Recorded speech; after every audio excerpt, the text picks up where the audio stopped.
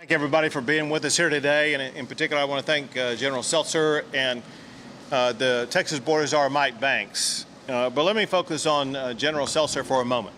I want to thank the General for his leadership, in part in running the military side of Operation Lone Star, in part because of his leadership in looking out for the best interest of his troops to make sure that they have living facilities that are appropriate for troops who are operating on pretty much a 24/7 basis.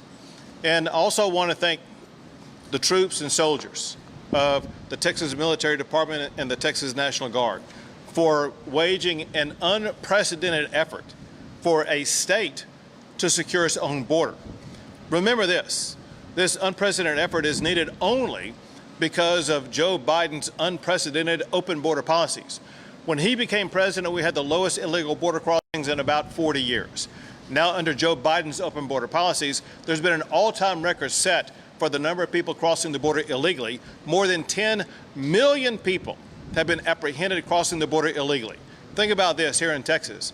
There's more than 4 Houstons that have crossed the border illegally just under the 3.5 years of Joe Biden's presidency, including people who are known terrorists, known murderers, known rapists, other people who are very dangerous, posing a danger to the people of our state, which is exactly why we have Operation Lone Star, for Texas to step up and do what the Biden administration is failing to do. And that's very simply to enforce the laws that are already on the books. Already on the books are laws that require the president to deny illegal entry, to detain anybody who does cross illegally, and then to build border barriers. He's not doing any of it. Texas is doing all of it. One thing that the National Guard and the Texas Military Department have done prolifically, in addition to the state building its own border wall, what the National Guard have done, they have built more than 100 miles of razor wire border barrier, anti-climb barrier, and other barriers that deny illegal entry into our state. And it physically puts the National Guard in a position where they're able to effectively repel and turn back people who are trying to cross the border illegally. And then, of course, there's what they did just up the road from where we are right now in Eagle Pass, Texas, in Shelby Park. About a 50-acre park is an area where sometimes the Biden administration was allowing 4,000 to 5,000 people cross a day illegally just in that one park area. The National Guard wired it shut. Now, as opposed to having 4,000 or 5,000 people crossing a day, in the last 2 months, for example, there's been an average of only about 2 people crossing the border in that 50-acre park a day. And most of those people are arrested by the Texas Department of Public Safety.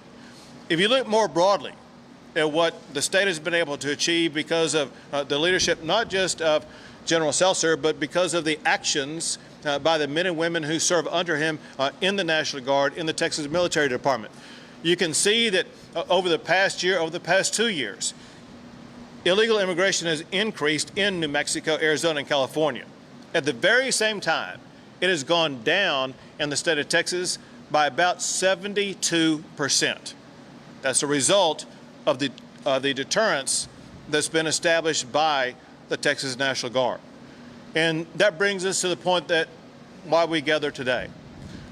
The troops that have been involved in this mission, especially in this particular region, they've been scattered for miles around this entire region, having to drive long distances to go to work every day and then drive back to wherever they're staying that particular night.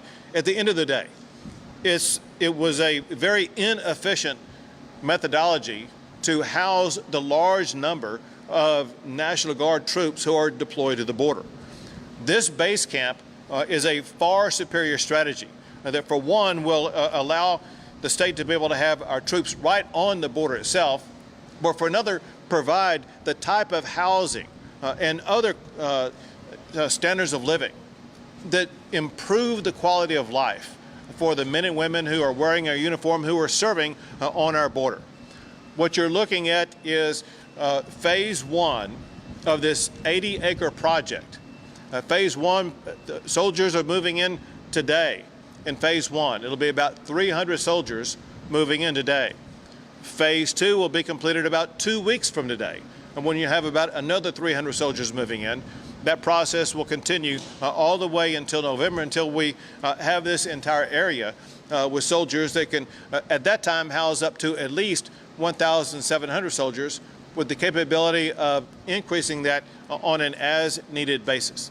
But I want to thank General Seltzer for his leadership on getting this done, knowing that he has already achieved success that no other state has ever been able to achieve in securing the sovereignty and safety not just of their state, but also of our country. But also he's been a leader as the general of these troops, having their back, making sure they have the highest quality of living so that they will have the highest quality of mental capacity as they go do battle every single day against those who are entering our state illegally. My gratitude to you, General, for getting that done. And just know that Texas will not stop until we gain full operational control of the border in the state of Texas. General Seltzer. Thank you, Governor. Good afternoon, everyone. What you are seeing here today, like the Governor said, is phase 1 of 6 phases that will culminate in the construction of 95 buildings on this 80-acre complex. Each phase will take approximately 30 days, and each phase adds about 300 troops to this base. The exception to this is phase 2. Phase 2 will be complete in 15 days from today because many of those structures are already being started on this base. So mid-June, you'll see another 300 troops getting off their buses and filling into this base. If you want to see a depiction off to your right, the magenta buildings on that graphic are phase 1. The yellow is phase 2. And you can see the magnitude of all 6 phases once it's built out based on what you can just see here from phase 1. What you don't see in phase 1 is below the surface. So this was essentially a farm, and the land's been tilled and rolled. All this gravel's been put down. Sewer, water, a fire hydrant system, and preparations also for being connected to the electrical grid in the city. So we'll be on complete city sewer, water, hydrant system, and then eventually electricity. Also in this phase, central to it was the perimeter fencing. Quite a large project. You can see impressive fencing with razor wire, camera systems, and light systems. Just looking around us here, you have the dining facility. It can seat 700 people at a time. This is a pavilion. The picnic tables you see behind you are really supposed to be here where we're sitting. This can be used for picnic tables, outings, put up a basketball goal, or formations. And then the pad behind you is actually the location of a fixed building that will be the gymnasium, and that will be complete in phase 2. Additionally, what we went and toured is we have 2 types of dormitories. We have the large dormitories with 34 rooms. Minimum square footage in there is 118 square feet, but every soldier will have their own room on this base. Additionally, we have staff rooms that have a larger bed, have a kitchenette, and have a shower and a bathroom. Again, for one service member. There will be no doubled up service members in this location. I'd like to move on to why we are doing this. The governor already alluded to it. It's operationally more effective and efficient to build this base here. It's right in the middle of the 1,254 miles of border that we're taking operational control of, as the governor said. He also spoke of troop travel time. Many of the troops you saw today are coming from a base in Carrizo Springs that's 45, 50, maybe by military vehicle, an hour away. So they have an hour transit time just to get to the border. Some of these 300 troops too are also coming from northern base camps, some 30 minutes to an hour away. So it's operationally efficient to have them on this border. And again, in this area, we're not just taking control and managing Shelby Park. we have 13 projects well north, well south of Shelby Park, where in conjunction with landowners who want to stop illegal immigration on their property, we're putting up anti-climb barrier and concertina wire. The other aspect of operational efficiency is we are going to move the Joint Task Force Operation Lone Star, the military headquarters, to this forward operating base. It's currently located in McAllen. It will relocate here. Along with that, we'll also relocate a maintenance hub that's in another area of the border. So now at this major base, you have a Joint Task Force headquarters, you will have a maintenance hub, and then also in all the area behind us, you also have a place where we keep most of our logistical supplies. So it's operationally more efficient and effective. The second point is it's fiscally sound. It's a fiscally sound way to house soldiers and airmen. During the course of these 6 phases, by the time this project's over, we will have shut down 3 other base camps. Additionally, we will be moving in soldiers that are staying in hotels around in regional areas. Again, these are some hotels in small towns. The last thing you want as a commander is to have your troops dispersed in hotels around the region. So we're bringing all these people in. And I will tell you that our hotel rates, expenses since 2021 have gone up 30%. So again, it's a fiscally sound reason to do this and bring the soldiers here. We estimate that once this base camp is full and we have everybody out of those hotels and the 3 base camps shut down, we will save $11.5 million a month on housing soldiers. And that doesn't even include the fuel that they're using right now to drive and get to the border. And then lastly, and most obviously, it improves the quality of life for our personnel. I came out here yesterday. We ate in the dining facility. They were doing a rehearsal to make sure they were ready for those 300 troops today. And that staff in there is super excited to serve our soldiers. They have a chef, Chef Steve. And he's a veteran. In 2018, he was awarded the Armed Forces Chef of the Year Award. So they're having chef-served meals in that dining facility. But most importantly for quality of life, again, they will all have their single room. One aspect of the military is we spend a lot of time together. We sleep together mostly, we eat together, we go to work together, in which the greatest thing you can do for soldiers is give them that one bit of privacy when they lay their head down at night. And then lastly, just have a couple thank yous. Thank you to the city of Eagle Pass. There's 18 different building permits that had to be permitted for this base camp. The sewage, the plumbing, everything has to be permitted and certified and inspected. And so this is a big project for a city the size of Eagle Pass. So we really appreciate their help in doing all that. Secondly, I'd like to thank the Texas legislature for funding Operation Lone Star. If we weren't appropriately funded, this would not exist because we would have to piecemeal this together, which again is inefficient and expensive. So thank you to the Texas legislature. And then finally, thank you to Governor Abbott. Thank you for your leadership. Thank you for your relentless efforts to secure our border. And most of all today, thank you for taking care of our troops. Absolutely. Thank you, General.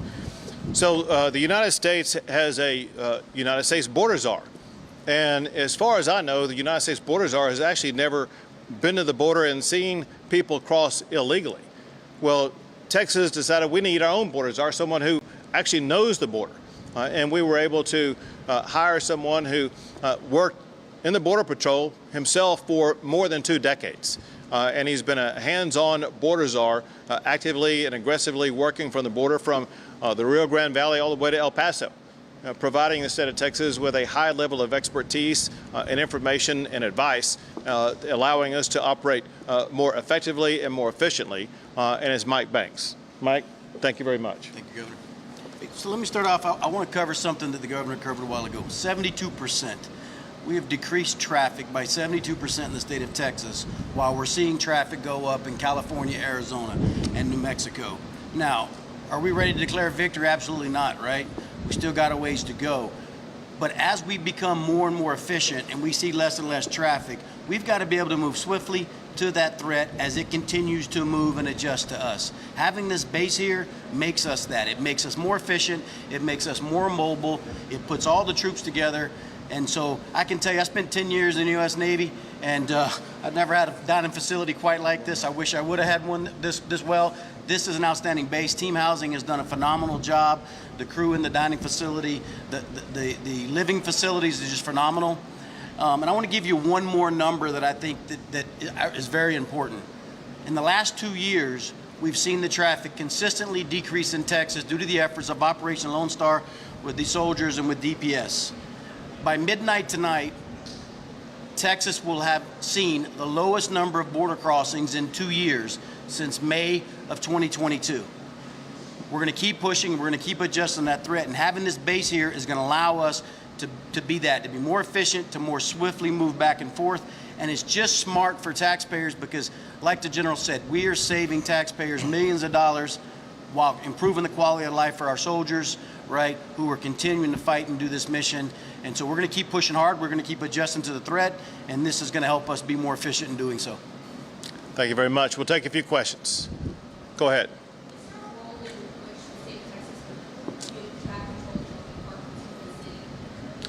Well, so the desire to maintain control of Shelby Park is not long-term. That's a park that the residents of that community deserve to be able to use like they did before. But we got to remember this. When there were 5,000 people coming across the border a day into that park, the residents of Eagle Pass were not able to use that park.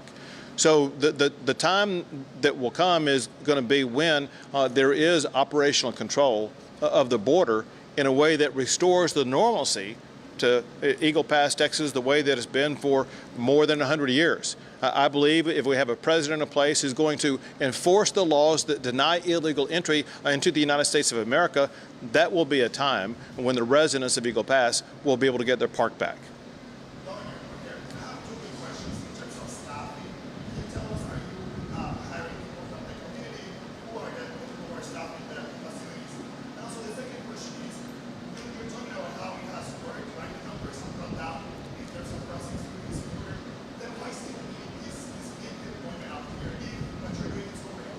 Sure. I'll answer the second question. I'll have the general answer the first question. So why is this needed? The fact of the matter is the people who are in charge of bringing people across the border illegally are the drug cartels. The drug cartels haven't closed down business. They haven't gone away. They're going to remain in operational control of the northern border of Mexico for a long time. The moment that we ratchet back the resistance that Texas has is the moment that the cartels will start shifting migrants away from Arizona to New Mexico and shift them right back into the state of Texas. And so we can not relent in our security of the border unless we have a president who's actually going to fully enforce the laws of the United States. And I cannot be more clear about what I'm about to say. There are 3 laws on the books already passed by Congress already that were inherited by Joe Biden that he simply is not complying with. One requires the president and his administration to deny illegal entry. The other is to detain anybody who does cross illegally. And the third is to build border barriers.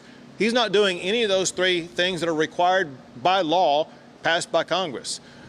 Unless and until we have a president who does that, Texas is going to have to remain vigilant and use this as our primary staging base in the center of our border to make sure that Texas is doing everything possible to maintain operational control of the border in the state of Texas. And to the second question, we have a contractor who does the hiring. It is my assumption that most of these people are coming from the local community due to the region that we're in. And the kind of second piece of that is this will be a great economic engine for this community as these soldiers move in and eat in the restaurants, go to the churches, buy gas in the gas stations. So we hope to have a great partnership with this community. Go ahead. Hi, Governor. Thank you. A couple of questions here. So the first one, this morning there was the second breach in 8 days on Rockland Air Force Base in Raleigh. Smuggling today, that from what I understand, the driver and the illegal immigrants are still outstanding at the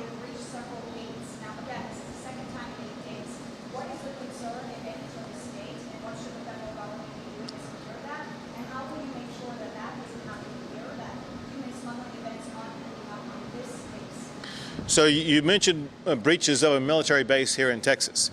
To be clear, it's not just in the state of Texas where there have been breaches of military bases by people who have come across the border illegally. It's happened in other states also.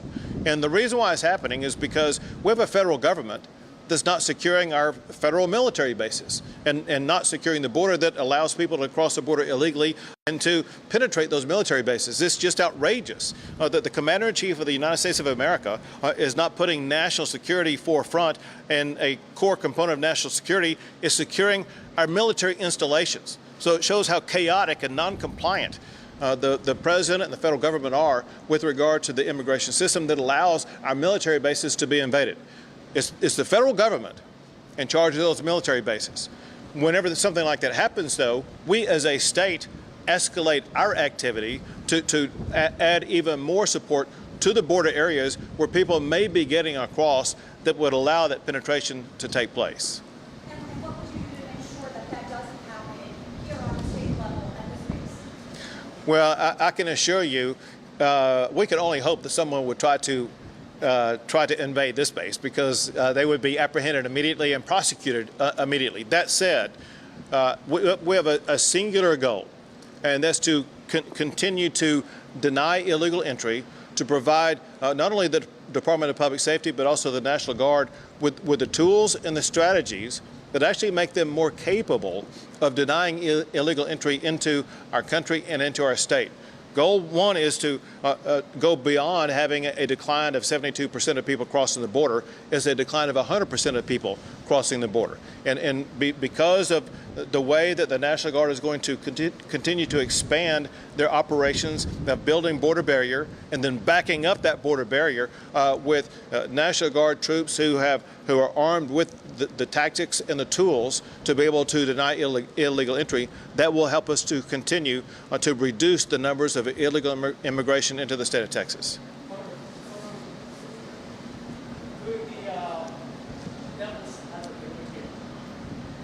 Some people might say this is just symbolic, that they cannot do anything, that they don't have authority to arrest or to shoot. In real life, Doctor, what this state can do? What are the rules of engagement, if they are, for them? You say if they are what? I mean, what I'm saying is, okay, the presence here, is this just some show of strength in the way that because of their in uniform, in military, that might be a terrorist? What is, can they arrest people? Can they shoot people? What can they do and what they cannot do? So the Texas National Guard, Texas Military Department, working in conjunction with the Texas Department of Public Safety, together they have proven that they can successfully deny illegal entry into the state of Texas, into the United States, and those who do make it in are arrested and put in jail.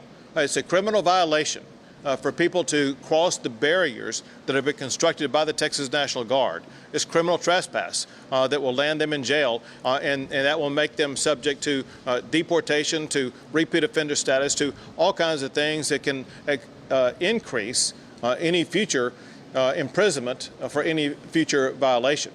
So what they're doing, they being the National Guard and Texas Department of Public Safety are doing, is proven by the reduction of crossings, by going from 5,000 to only 2 people a day crossing in Eagle Pass in Shelby Park, from the reduction of 72% of people crossing illegally in the state of Texas, while at the very same time the cartels have shifted those crossers to New Mexico, to California, to Arizona. So it's going up in other states that are posing no resistance, but it's going down in the state of Texas, where we have denied illegal entry into our state. So let's say they find immigrants. Let's say they find immigrants. Okay, then they're unarmed.